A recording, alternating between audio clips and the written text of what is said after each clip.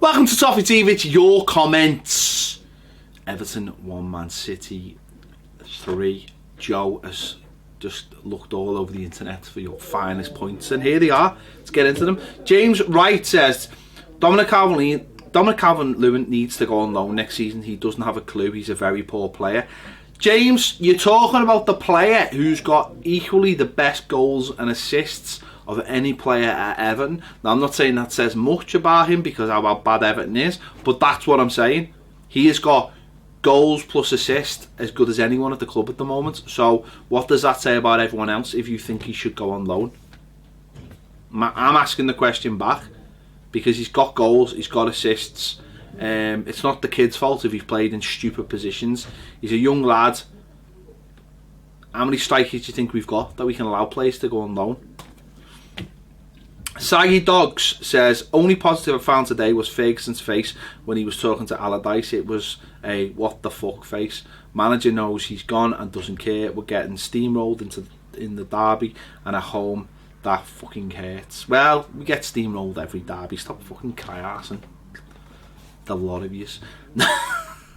No, listen.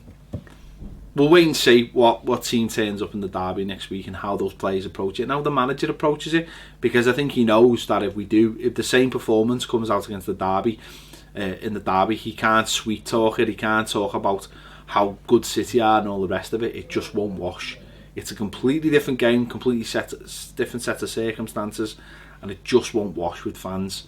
And if I would imagine if the same performance kind of possession come out the derby on Saturday, I think that would be the end for Sam Allardyce. I don't know how he could ever manage Everton ever again. Simple as that. Feder Kev says Guardiola has had his time and achieved what he was employed to do. Time to show him the door now. Any manager that plays Schneiderlin, who hasn't given a toss all season, needs to be sacked for that alone. It was like playing City with 10 men. City are a great team, no doubt about it, but it let us off easy with a 3-1 defeat. Guardiola's out of his depth at EFC, and against the top 6 he's clueless. Please get rid of him now, Mr. Macheri. He's not clueless against the top 6 because he's not interested in the top 6. He's already said that. He doesn't care about the top 6. He just wants to play the game, get out of it, and walk away with a respectable scoreline, and it's as simple as that. As for Schneiderlin, my feelings are well documented. I don't think he should play for Everton ever again. The disrespect he showed when we played Lyon away showed that he shouldn't play for Everton ever again. And yeah, to be honest, the lad plays like he isn't playing for Everton. He's very good at making himself look busy. Simple as that. So no, he shouldn't play. Anyway, moving on. This one says Feather Kev, but apparently it's Alan Smith. Ped, you never fail to talk absolute shite, mate. Well, why are you watching? Why are you watching if I talk shite? Why are you watching the channel if I talk shite? There's only 2 of us here, so why watch it? If Guardiola took over our squad in December and my nan took over Man City, the scoreline would have been the same. It wouldn't have. It wouldn't have. So who's talking shite now?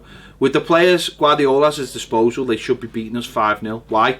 It's a game of footy. They didn't beat us 5-0 at the Etihad. We beat them 4-0 last season. It's a game of footy.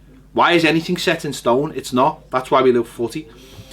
He's still a fantastic manager because his possession-based football is tremendous. But how this reflects badly on Allardyce or makes him a dinosaur when he is constantly looking for new methods and innovations in sports science? How does that help? How does sports science help our midfield with Schneiderlin and Rooney in it? How? What do you want sports science to lace up his boots when you've got Schneiderlin, who's terrible and shouldn't play for Everton, and Wayne Rooney, who can't get round the pitch unless he's got youngsters round him? And in terms of age, Guardiola's tactics are the same as he played 7 years ago at Barca. Lol, what's that got to do with anything? So he's playing the same tactics, and yet no one's figured them out. So at the end of the day, Guardiola is a fantastic manager, and I appreciate that. But if you send your team out to do nothing against those tactics, to try, not even try and stop them, just by playing the normal. When do we play 2 midfielders like that? When have we played Dominic Calvert-Lewin in that position this season? Why would you do that? He's gone out of his way by changing the team to do something, And it just failed spectacularly. So don't come to me telling me I'm talking absolute shite when and it's clear that I'm not. It's clear that I'm not. Simple as that. It's a game of football. A team can be stopped if you try and you have the tactics. Guardiola is just a fantastic manager, but Allardyce is clearly massively out of his depth and isn't interested. So don't talk to me about being shite when the club had 83% possession or whatever it is, which is the worst in Premier League history. Brian Markey says, that performance says everything about where we are as a club. The players were embarrassing except for Pickford and Toshin. Well, Toshin didn't even have a chance to be embarrassing because he never got the ball.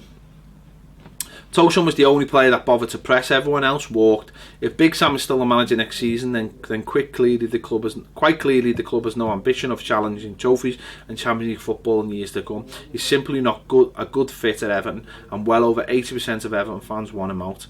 Can't wait for this depressing nightmare of a season to end, and fuck me as if Sam has come out and said we won the second half. Hashtag Allardyce out. But we did win the second half, didn't we? 1-0. Yay. Put that on a fucking banner. Richie Weathington says, absolute shameful first half performance. It looked like we had accept defeat before the ball was even kicked. Do you know what, Richie? I disagree, because I think it was a shameful second half performance as well. Because when we got to 3-1, we didn't even bother. We didn't even try and get another goal. We didn't throw anything at them. We were quite happy getting beat 3-1. The sub showed that. We were quite happy with 3-1. So for the second half was just as shameful because they had complete control of the game. They mightn't have scored again, but they didn't want to score again. They weren't interested. They'd won the game. Guardiola even said that in his press conference afterwards. He said they scored the goal and had about 5 minutes and that was it. We were fine. Of course it was City and we have a few bodies out, but we used to be a team that would thrive off playing the big teams at home. This year we've collapsed against all of them apart from Chelsea, which was still a tough 90 minutes. The lack of spirit at the club, at our club, is so depressing. You're absolutely right, Richie.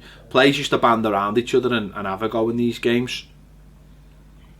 It's all gone. It's all disappeared.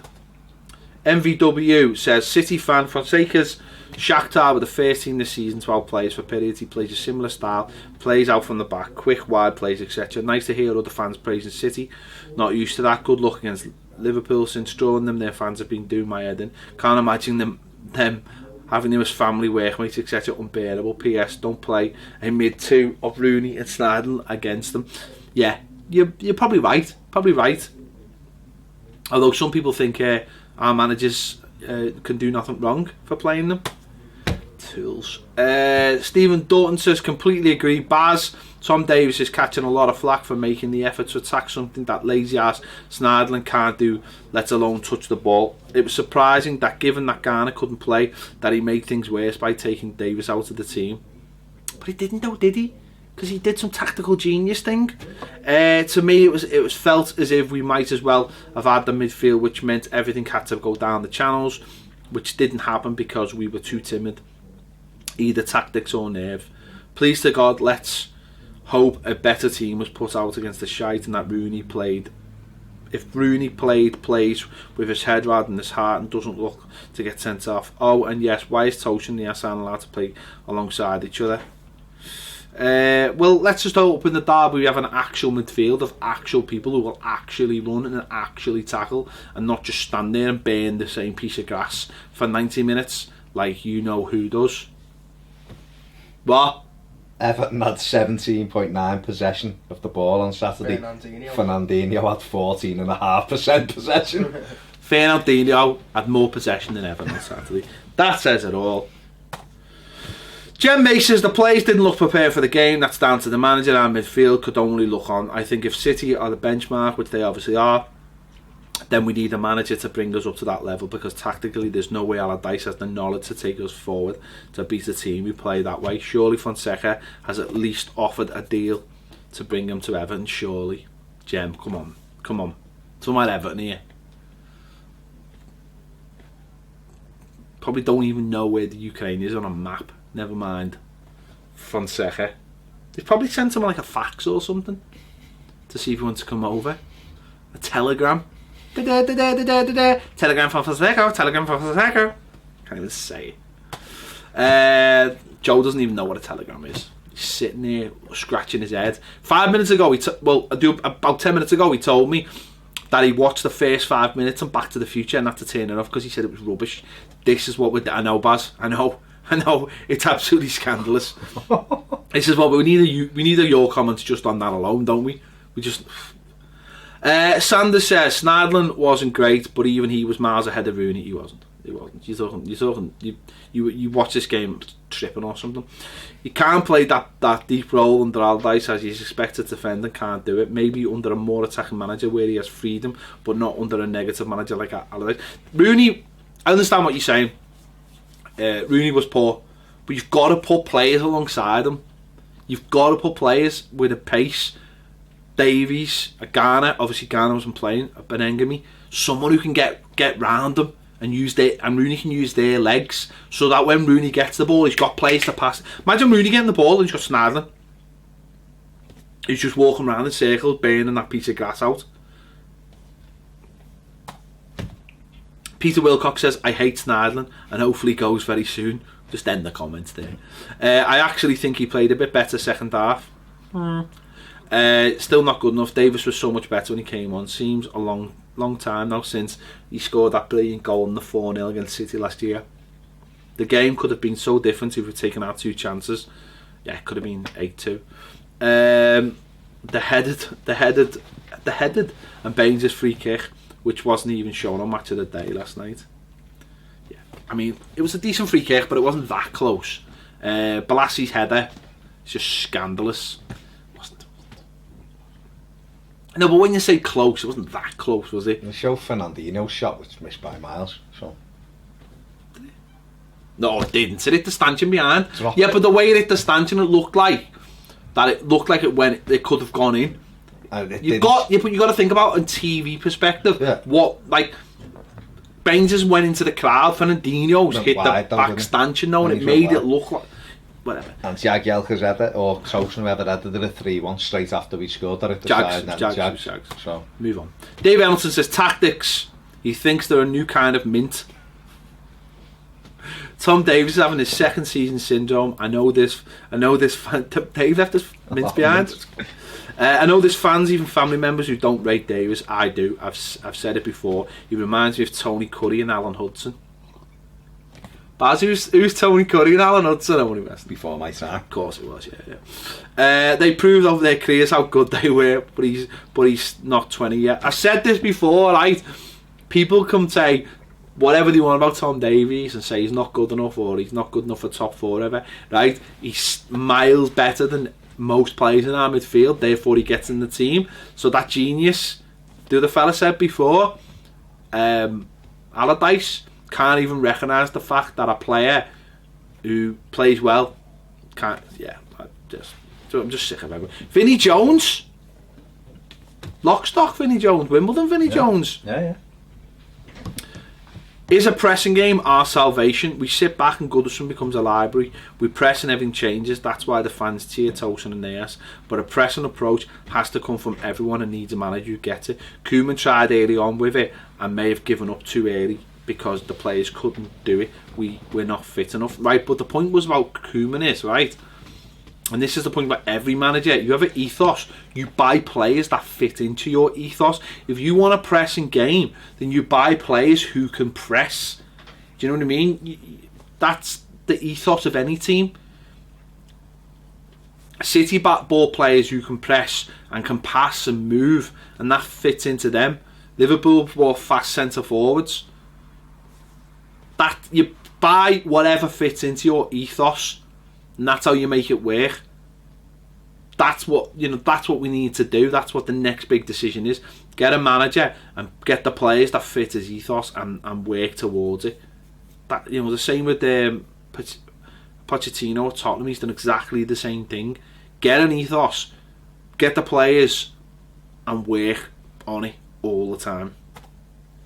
Hazelhorn says, I'm tactically quite naive and thought, fucking hell, 4-4-2, we're going to take it to them with a good old 4-4-2 and target man up front and someone to play off him.